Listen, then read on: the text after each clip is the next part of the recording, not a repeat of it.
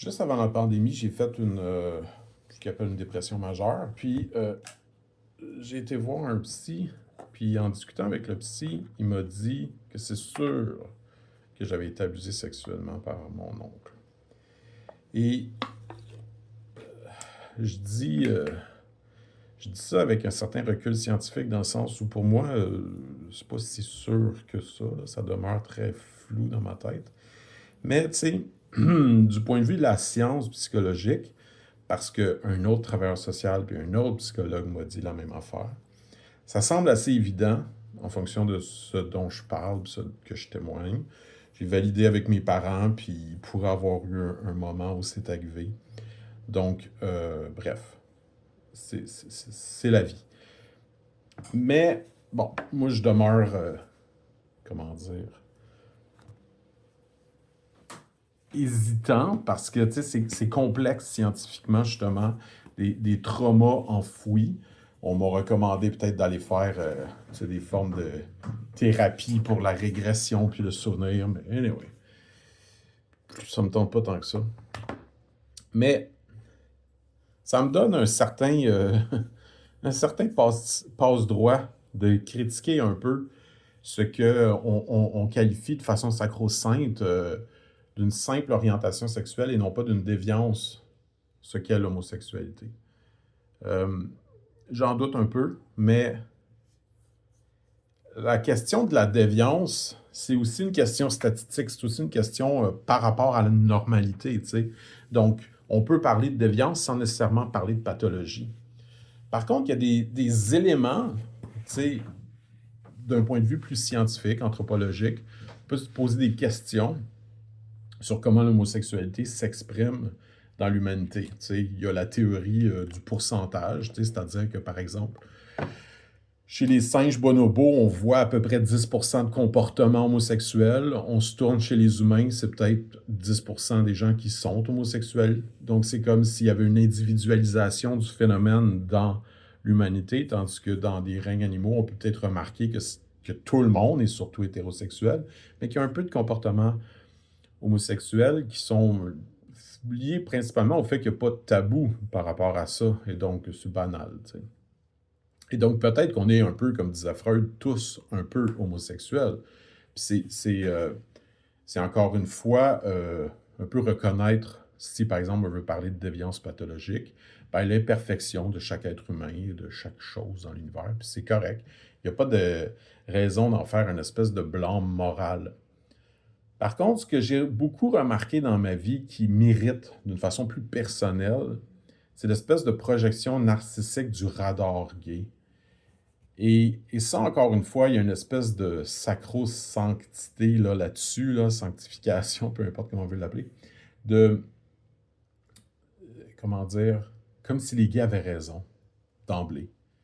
Et ça, c'est un double standard qui est fatigant. Parce que dans le fond, si moi je dis à un gay, tu sais, rentre dans le garde-robe à nouveau puis redevient normal parce que tout ce que tu as, c'est une déviance, on va me juger énormément de le faire. Par contre, si inversement, un gay me dit de sortir du garde-robe, ça va être bien vu. Tu sais, ça va être comme, ah, tu sais, il t'appelle à l'émancipation de toi-même, etc.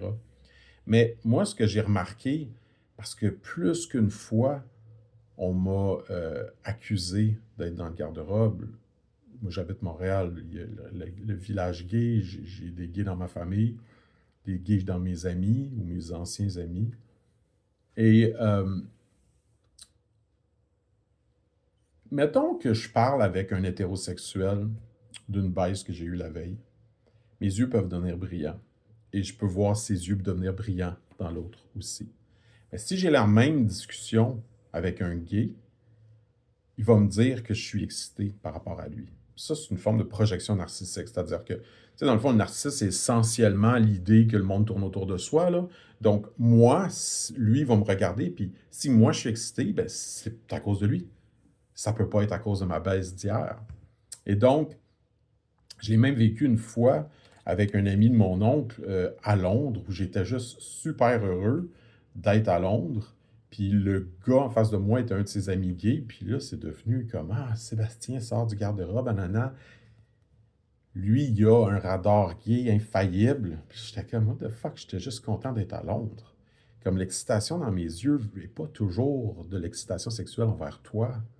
Et c'est ça qui m'énerve dans le narcissisme. J'ai eu une autre personne, une fois j'avais été interviewé par une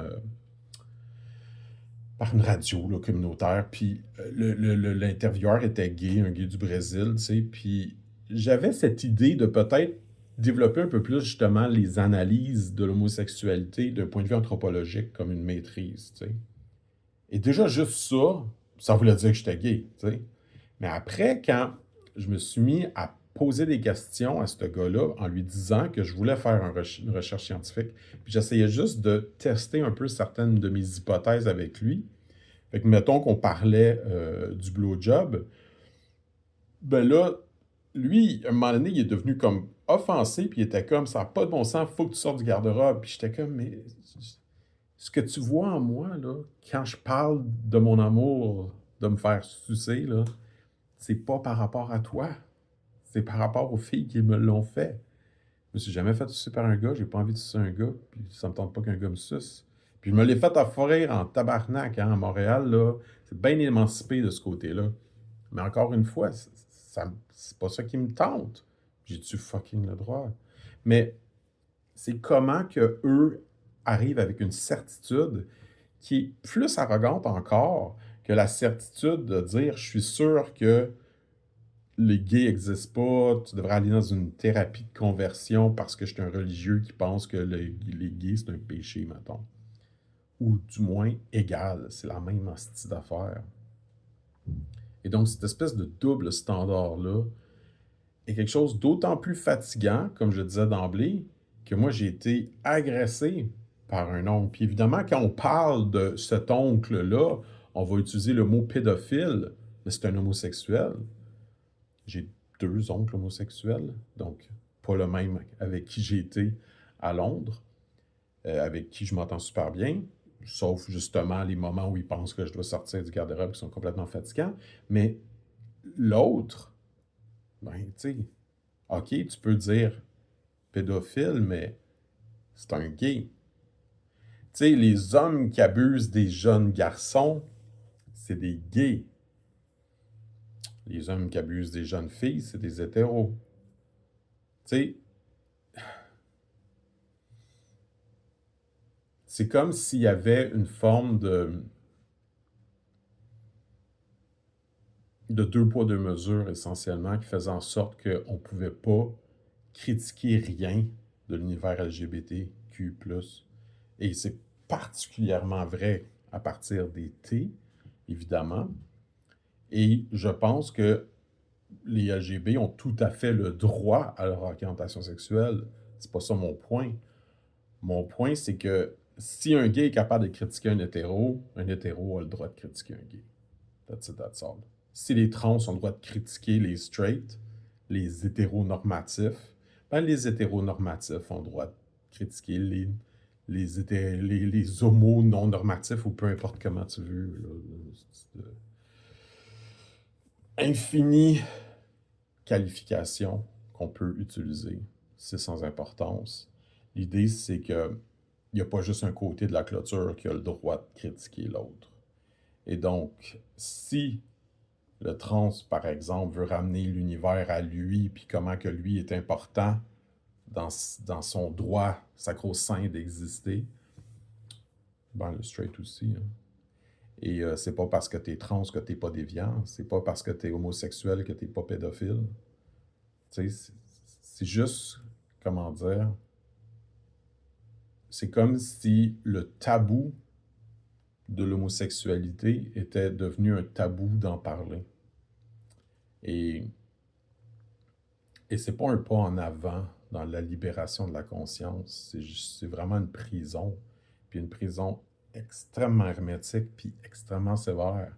Et donc pour moi, tout ça ressemble beaucoup plus au puritanisme pré-révolution sexuelle qu'à l'émancipation que voulait justement la révolution sexuelle, qui n'est pas d'aller vers la débauche, qui n'est pas non plus de sacro-sanctifier la position trans ou homosexuelle, mais qui est capable d'aller au-delà du tabou, puis de redevenir un peu plus en contact avec son animalité naturelle, comme par exemple les bonobos. De là l'intérêt pour moi d'en faire une forme de maîtrise au niveau intellectuel anthropologique.